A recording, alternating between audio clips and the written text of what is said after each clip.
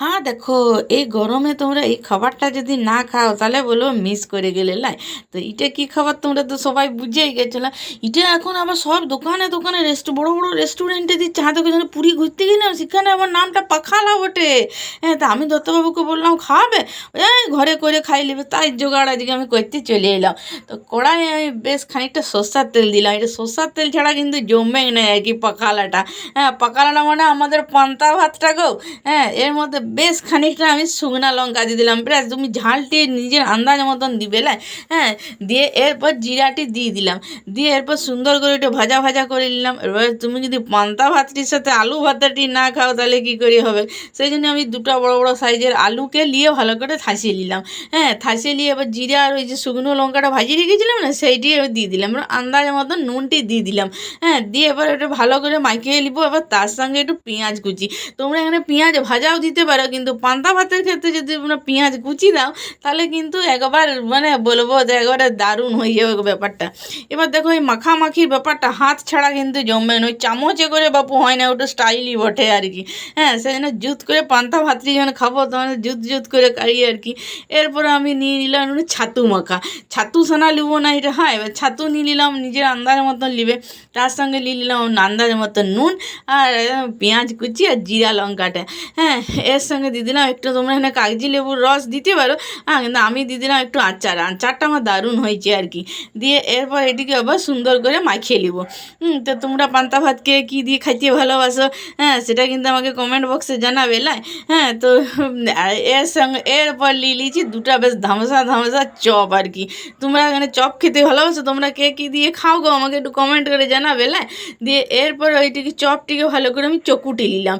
হ্যাঁ, দিয়ে এবার চকুটি নিয়ে তো বললাম, হ্যাঁ এখানে তুমি যদি ওই হাতটি না লাগাও তাহলে হবে না। এরপর তুমি জিরা লঙ্কাটা দিয়ে দিলে, ঝাল নিজে চপটা যদি কিড়কিড়া ঝাল হয় তাহলে আবার দিও না লাই, বুঝে সুঝে দিবে। হ্যাঁ, এরপরে খানিকটা বেশ পেঁয়াজ কুচি দিয়ে দিলাম। তবে এবার আরেকটুখানি কাঁচা লঙ্কা দিয়ে দিলাম কুচি কুচি করে। তবে তো বেশ পান্তা ভাতটা জুত না হলে চলবে কী করে।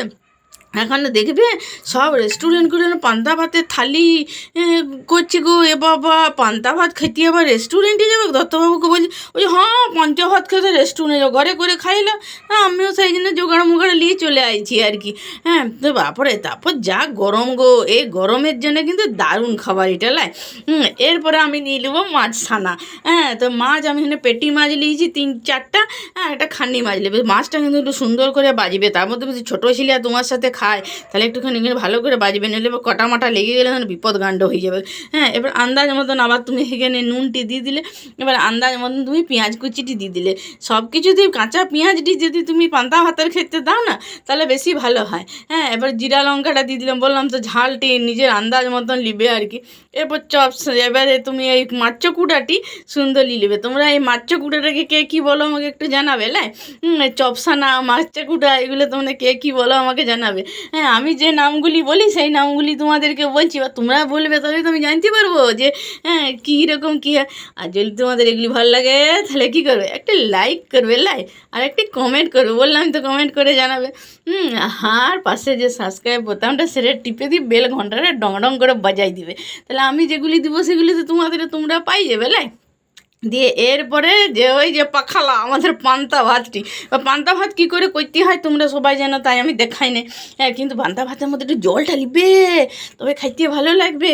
আর পান্তা ভাত খাবে সর্ষার তেল, গেড়া গেড়া করে সর্ষার তেলটি না নিলে হবে কী করে। আর তার সঙ্গে কাঁচা লঙ্কা আর পেঁয়াজ, এটা তো পান্তা ভাতের মধ্যে পড়বে কি আর কি, নইলে হবে না আর কি।